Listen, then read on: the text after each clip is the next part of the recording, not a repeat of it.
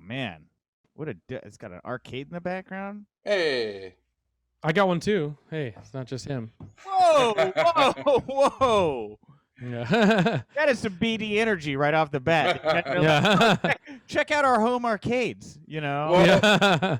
we were like when we were on the road making this show, we get very competitive with certain games, and at one period it was pinball machines, and then it became Street Fighter for a while, and so yeah, we both got Street Fighter cabinets, and I don't just think waiting you for can this- fuck with me now, though. we're just waiting for this pandemic to get over so we can. I don't think you can fuck with me now, though. Yeah, we'll see. I'm a pinball maniac. So you had me at pinball. Oh, really? Oh Yeah, we love pinball. Oh, dude. Oh, yeah. There's, Yeah. Bash. You guys come from Chicago. Go to Replay in Lincoln Park. It's like a barcade. Cool. All the I feel like we have. Have you guys? Maybe we have. Okay, yeah. I don't know if you've been to Chicago in a barcade up on the north side near. I believe so. Oh, we when we were traveling, we had like the pinball app. and stopped at every We did for a minute. Yeah. place. Yeah. okay. Yeah, you probably played the same Kiss and Metallica pinball machines that I have played. At Probably, yeah. Oh, we played those for sure. Yeah. Yeah. Cool. Well, this isn't Dark Side of Pinball. It's Dark. No, Dark Side. That's it. You could do Dark Side of Pinball though. That's for There's sure. some stories. I did. I just put it out there, and I didn't realize the money that just flew out of my hand. Yeah. All right. Well, Yeah. can we just roll right into this? Is that okay with you guys? Yeah. Sure. Yeah. Cool. Well, the voice is in the background that you've heard just talking pinball with me are the co-creators of Vice TV's Dark Side of the Ring. It's Evan Husney and Jason Eisner. Guys, thank you so much for taking some time out of what I'm sure is busy days to talk to me here for the site. It's our busy, pleasure, man. but Thanks. we're happy to do it. Yeah. Yep. Dude, well, you've got the wrestling world in the palm of your hand. I mean, season 2 had hype. I feel like season 3 has even more hype behind it this time. Let's start off with, what did you guys want to try to do differently with this season than you guys have done in past season? I guess we'll start with Evan, so I can be back. Sure. Well, when season 2 was all wrapped up and Vice wanted to talk about doing another season, I was blindsided by 14 episodes. Can you guys do 14 episodes? And I was just like, oh my God. I'm grateful that they want 14 hours of our show, but at the same time, it's a daunting task because we don't want to over promise and then not have enough, that can live up to the previous seasons or whatever. We don't want to, sacrifice any quality, and especially marching into the throes of a pandemic, which had just kicked off when that had just lockdown had just started right as we were finishing season 2, so it was kind of like a lot of questions of how this would be possible. But I think for a big thing for Jason and I was obviously safety being the most important aspect of making the show, but number 2, also not wanting to sacrifice any of the quality of the show and still making the same show at the end of the day, which I'm grateful that we've been able to do safely. But yeah, for us it was like, okay, 14 episodes.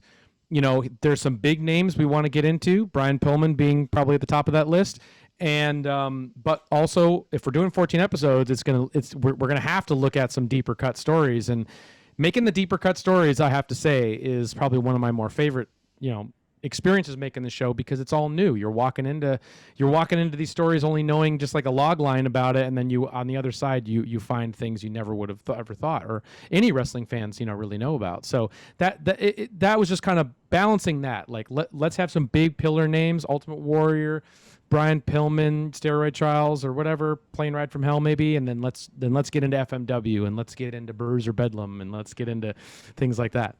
Yeah, for sure. And yeah, what was the episode this season that you guys didn't know a whole lot about that really surprised you the most, that really kind of took you on a ride once you started?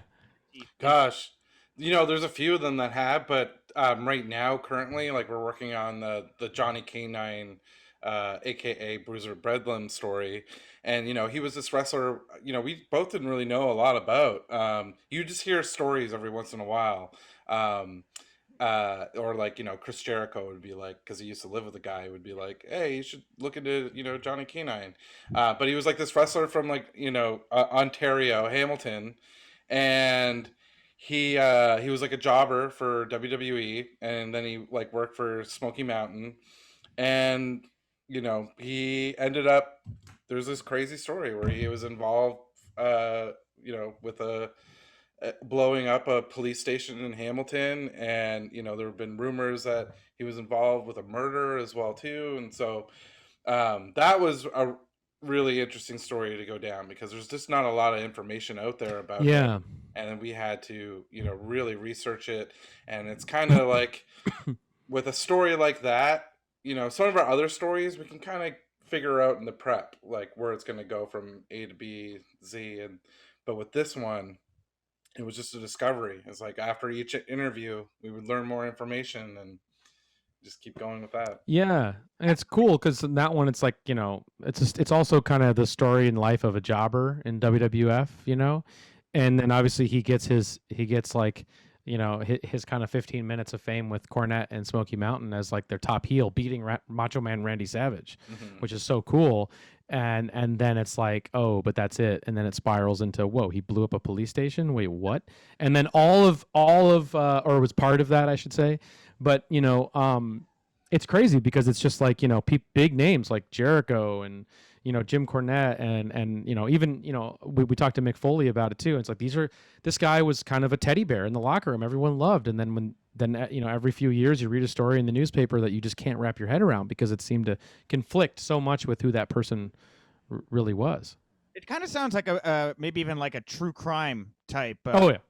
Episode, a little different than maybe the other. It's you knew where the story. Totally. It's very much like a Dino Bravo type story where it's like here's a guy who lived two lives, or three if you really want to, as a wrestler, family man, and biker gang president, chapter president of a vicious biker gang in Canada, who's embroiled in a lot of different crazy drugs, murder, and all the other stuff, and it's just wild to think that's the same guy that is doing promos with Jim Cornette trying to break a beer bottle over his head and hey buddy, how's it going buddy, and yeah, it's amazing story. I'm really excited for people to check it out. I remember when the Dark Side of the Ring vinyls were going to come out, which by the way, did the vinyls ever go out? The Dark yeah. Really? You want me to go get mine? I was told I was getting one and I never I got one right here. Hold on. What? Really? Oh, I was told I was getting one. I thought they didn't go out. So what? Maybe there was like a shipping issue. Well, here we go. No, they're out. I have a vinyl record player. I very much want this vinyl, so I'll it's fantastic. Well, the only reason I didn't bring this up to Kvetch about it. I brought this up. I remember talking to the composer at the time that does the music. Oh yeah, I saw that. Yeah. Yeah, and he spoke to me about how the intent of the show was really for you guys to pick stories that weren't just necessarily like sad stories, like very tragic stories. You really wanted to tell stories that had that spirit of pro wrestling where it was about in-ring versus outside of the ring. How hard is it for you guys now? You got 14 episodes. You got all this time to stay true to kind of what you thought the original intent or of the show is. Well, I think that I think that there are, like, the show does go into some new territory a little bit this season with just the types of different stories we're telling. Yeah. When we first started making the show, it wasn't necessarily we just wanted to tell like human stories in the world of wrestling, and we didn't even have the name Dark Side of the Ring as a name until the very last minute, which my mom actually came up with. It's just so funny. Yeah, so shout out mom.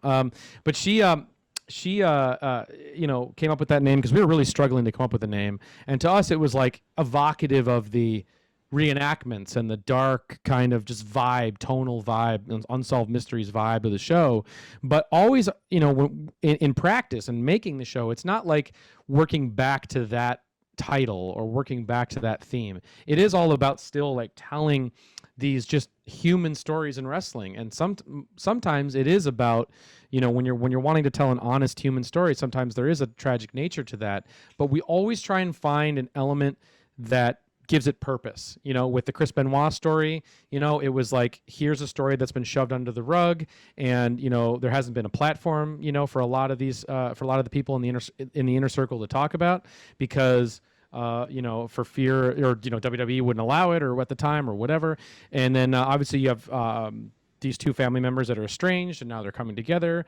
And so we always try and find that similar purpose. And I think with season 3, like I think that's going to become very evident when the Grizzly Smith episode gets unveiled, because that is probably some of the darker areas that we've ever covered on the show, for sure. But Not coming you know, from, this that's a big statement coming from you guys. yeah. This is dark. It's pretty dark. Yeah, I'm not gonna sugarcoat that, but at the same time, at least as difficult as that story is at times, you know, I think what was great about in terms of making it was, you know, we approached Jake Roberts first about wanting to do it because, you know, Jason and I, we love Beyond the Mat. You know, Beyond the Mat was an influence to us growing up, you know, of course, and you know, Jake in that documentary plants seeds about his family history and his sister being kidnapped and the things about his dad and accusations. And so we all, as fans, we just want to know more, like what's going on there. And then when we talked to him and we talked to Sam Houston, his brother, and Rockin' Robin, his sister, and we just found that they were all you know, comfortable and okay revisiting that story under the auspice of wanting to help people who maybe gone through similar things or struggled through similar addictions or abuses or different things in traumas in their childhood. And I think that is what kind of gives it more weight and purpose than just kind of opening those up for the sake of a television show, you know? Yeah, for sure. You talk about how open they were to giving you interviews in this context. I'm very interested in the plane ride from hell episode, just because I know that a lot of the talent involved with that don't want to talk about it. I believe there was like a lawsuit that came out of it or something. How difficult was it for you guys to get voices from inside the plane to talk about what happened on that ride? Yeah, well, it's always been a story that's been on, you know, on our radar, like since the beginning. Like if you are a fan of wrestling and a fan of wrestling history, like you've had to have come across, you know, the plane ride from hell story. And it's always been this story that has been kind of talked about as if it was just like this crazy, you know, locker room antics, or you know, or like a Martin Scorsese Wolf of Wall Street, just like over the top, you know, sensationalized. Yeah. But you know, when you like, we've had, you know, we didn't know before like how it could really span across 45 minutes for an episode before. But you know, with season 3, it was like this episode is so demanded. All the wrestling fans have wanted to see, you know, us tackle the plane ride from hell story. So yeah, being able to you know, to see it, to talk to some of the people who were there, not only just the wrestlers but people who worked on the flight. Okay, because that was a follow-up. You guys did actually get do you got some of the crew to be a part of that episode? Oh, now you've got me interested. Sorry, I didn't mean to. Yeah, so like when you like hear like, you know, a different side of it, it's the plane ride from hell really lives up to its name. It really sure does. Does sound like it was a, you know, a hellish experience.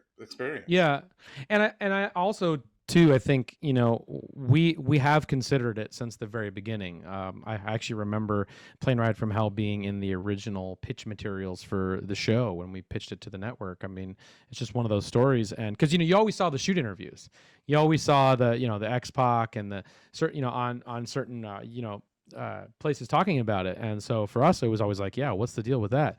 But I'm so glad we waited. I'm so glad we waited until now to really find how we could tell it, you know? And I feel like just making the show now so many times, I mean, it's almost, I'm not going to say it's an assembly line because every episode is a major challenge, but we've been able to kind of figure out like how it works and how to put it together and how the show functions. And I'm glad we waited because I think that this story really benefits with hindsight. You know, it's like if we were to like to tell this story, I think back when those shoot interviews were done, I think that they are done under a completely different it's just a different, it is kind of looking at it like it's a big party in the sky, man, and it got crazy, brother, you know? And I think like now it's like oh no, this is a fucking nightmare and we're trapped, you know? Yeah, and it's bad, and there's a lot, and it was you know, it was a major moment when the WWE, I mean, you look at how it lines up with how it lines up with the changing of the tide of that company. With, you know, that's when they were going from WWF to WWE, when they were becoming publicly traded. It is a big sort of like marker of like, okay, we need to button up and we need to, like, you know, get rid of, you know, like, I mean, think, you know, that old school locker room antics, you know, cannot exist if this company is going to grow more.